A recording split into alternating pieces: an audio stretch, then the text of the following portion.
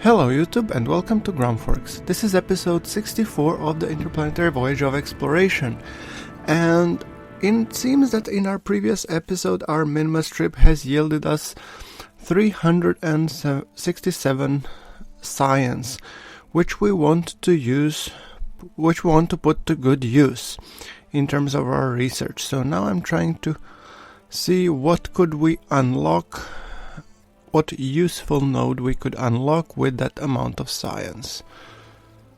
So I'm just going around, maybe checking space plan adapters, maybe not yet though. Maybe some advanced cockpits or scoops or VTOL or advanced recycling actually. Given that we are mostly focusing on interplanetary mission, maybe it's the way to go, but actually I'm thinking more in terms of advanced recycling. Let's take that one. So yes, the whole point of the advanced recycling being is we are now sending missions to Duna, and we really need to stretch our life support to function for as long as it can. And the next thing to happen is our mini Eve probe, if you remember, the broken one that was pretty much dead battery on board, is actually returning to Kerbin finally after it's a very long mission of 2 years and 36 days and 1 hour. So finally it's returning to Kerbin, and we are pretty optimistic and hoping that it will eventually get aero captured and that it will be able to land properly at Kerbin. So this is the moment we've been waiting for 2 years and 36 days. Let's say I'm really on the toes in terms of hoping that this re-entry comes smoothly. We are playing remote tech, so a lot of unpredicted stuff can happen. We're playing with Dang It, which means a lot of unpredicted stuff will happen. So yes, I'm now just gently as I can transitioning the sphere of influence, because I do want to make sure that yes, we are in the Kerbin sphere of influence, which means that our probe is finally coming home. We have a pretty high periapsis for the time being, but let's go and fly the probe and let's return our probe back home.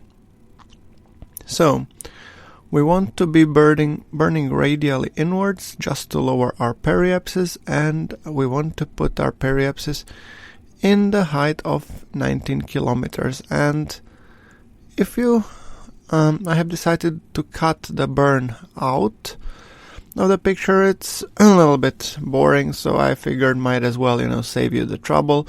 So this is mainly the probe returning back to Kerbin, and now I'm just checking the chutes and arming the chutes to make sure that they actually do deploy. I mean, after all, that effort which we put in getting the probe there, returning it back, it would be kind of stupid not to actually kill or put the chutes to armed state. So going for a lower periapsis just to make sure that we do get captured, because after this I'm hoping that, if we don't get captured, our probe will be a dead stick and wander out of the Kerbin sphere of influence. So it would be really a shame. Shutting down the last communication dishes, the long range ones, I'm now running everything over our communitron, and finally closing that one as well, and hoping for the re-entry. Moment of truth, ladies and gentlemen. 2 years and 30 something days. Re-entry. We get lots of heating. By the way, I really appreciate the beauty of the atmospheric effects as we are coming back. Well, our parachutes deployed a little bit earlier than I expected, but then again, it's basically, those are, I think, drag chutes. And yeah, during this re-entry, it might not be like the world's most accurate thing, because probably chutes would burn up. And let's just say I'm thankful I'm not playing in the versions 1.04 or 1.05, so yes. But I will be playing definitely when 1.1 comes out, for sure I'll be playing that one, but whether or not I will be playing 1.05, I'm not sure. Maybe. We'll see. I mean, this series is pretty far from done, so I want to actually get some places before I start off a new save. So, and our chutes have deployed. We're going down at 9.6 meters per second, which is a little bit on the fast side, so I'm a little bit concerned, but anyway, all of our science is held up in the probe core, so yeah. And we have fully landed. Basically, our engine went bye-bye, but we have gotten 1,053 science, yielding us total 1,070 science. Wow. We have to put that science to good use. And the first thing that I was thinking of actually basically using it for was actually for some bigger engines. And I have engine clusters which I want to put to good use, and we do have some more advanced energy generation, more generators which we will need. Also I have some here advanced cockpits that I was thinking, but then again I think engine clusters, despite me wanting to go into the plasma rocketry and advanced propulsion, I think engine clusters are a way to go for me, because we want to have heavier launches. And yeah, we're launching stations, we will be launching bases, I guess, so I'm kind of thinking I really want to go down this route, so to say. So yes, let's unlock that one, and that leaves us 320 science more. The interesting part is that these are still not the heaviest rockets or heaviest engines, so we still have something to go look for. And that leaves us 320, and I'm almost leaning to either use these or more advanced cockpits. And I'm thinking I'm gonna go for the advanced cockpits because I want to have bigger SSTOs, and I do want to basically get into the bigger space planes. So, that being said, I'm going to design now a first probe SSTO, because if you remember, we do have some orbital stations that we need to maintain, or station our orbital lab, and rather than me sending every time a different rocket to maintain it, especially when it comes to like food supplies and stuff, I have decided I want this stuff to be a bit more reusable. And that's why I have started to go into the Mark IV. By the way, these components, guys, are part of the Mark IV system, designed by Nertea, I think, for a user. I really love this mod, it's fantastic. And basically, the reason why I'm going with a probe core is, well, there are two reasons. One, that would be like story-based reason, is that we want to automate our deployments, but the real reason, I didn't have enough science to unlock the Mark IV cockpits yet to actually use our Kerbals, so yeah, let's just say that this was intended. But I guess it will be kind of cool to have a drone-based SSTO anyway, so well, why not? Fiddling a little bit in terms of where to place the cargo bay, and I want to be putting some SAS. I don't want this space plane to be too large, because its basically main mission is resupply only. So whether or not I will be cramming some experiments into it, honestly, I don't know. Maybe. But I guess it will have a pretty low delta V anyway, so I don't expect its performance to be stellar. I just needed to get to our science station and come back. So anyway, that's the reasoning behind it. So let's see, the batteries are in, the SAS is in, and I've put in multiple batteries because you've seen what happens when you play with Danget. Simply put, I don't want to be bothered. So I'm now looking for some... Yeah, I was thinking in terms of landing, what happens if we go for a water-based landing. I think it'd be kind of cool to actually land on like the water bags or something. Because our SSTO, it can happen that we basically run out of fuel or anything like that. So if we don't manage to land at the KSC, we need to be able to land somewhere else. And I don't want this SSTO to be falling in like 1,000 little, falling apart in 1,000 little pieces. So, well, it wouldn't be, it would be falling in like 24 parts, as many of as we have until today. So, or not until today, but until now. So let's just call it Probe SSTO Automatic Cargo Mark 1. So the body is complete, and yeah, that would be like... Now I'm looking in terms of wings and engines placement.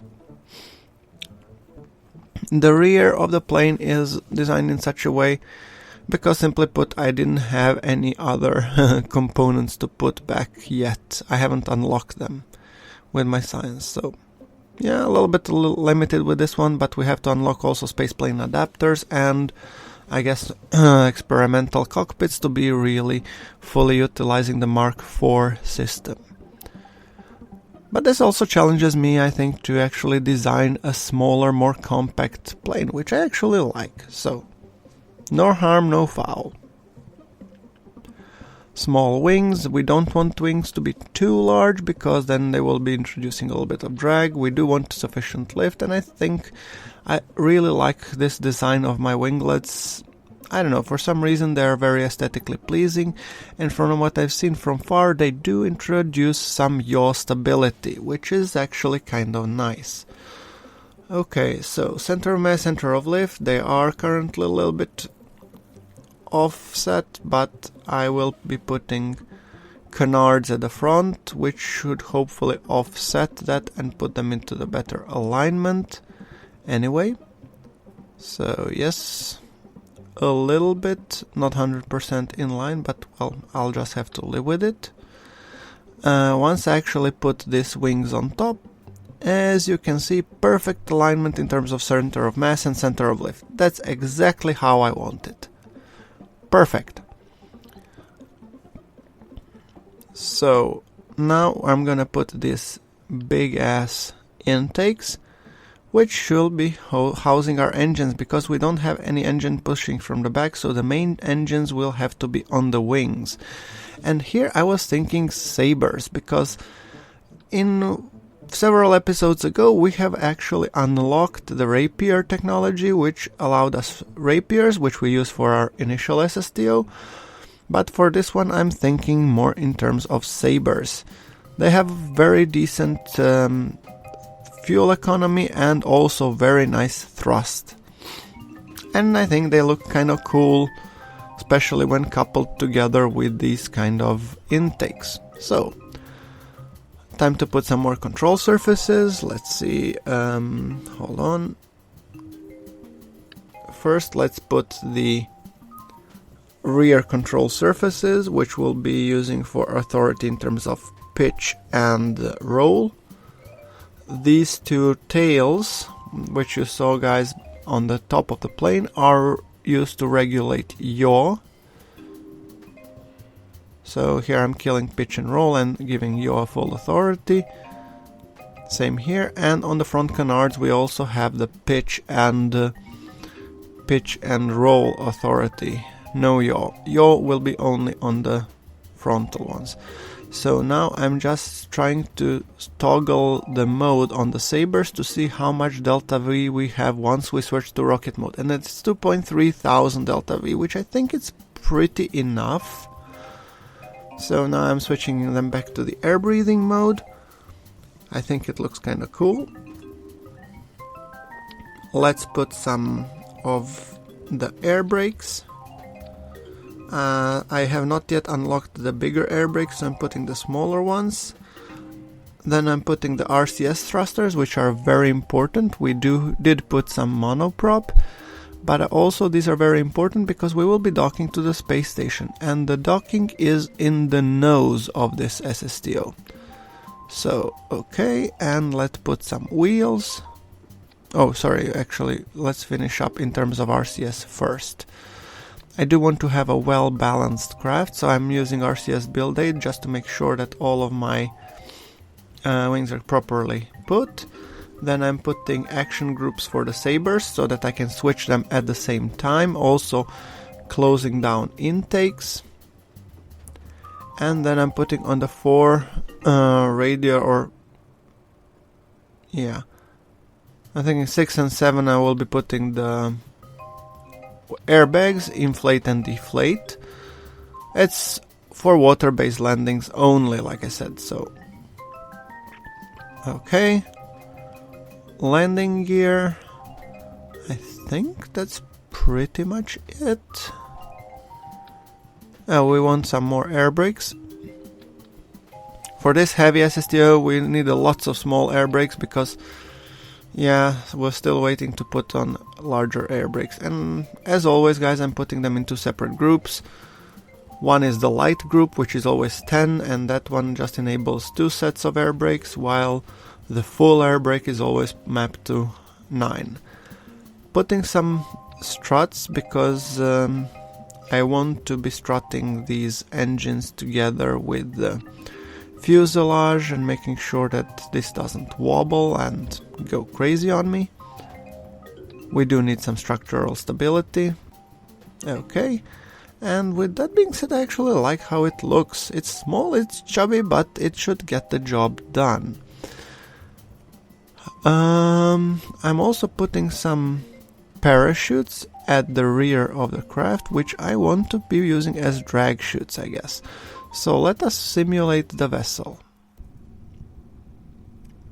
I just want to basically see how it performs given its center of mass, center of lift.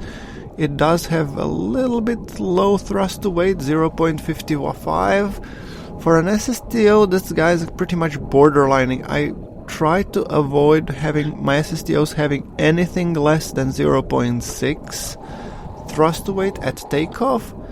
But then again, I mean, this is a remote tech, or this is a probe core controlled. So I don't think that actually this one is actually integrated with remote tech. So despite me putting it says local control. Oh, oops. And it looks like we have lost a section of our tail. Ooh, and one engine. So let me just quickly disable this engine to maintain stability. Okay, and let's make an emergency stop at the back at the KSC. Clearly, I still have to add some more struts. I've decided just to increase a little bit the visibility because it was a little bit too dark for my taste. Probably because we're testing at night.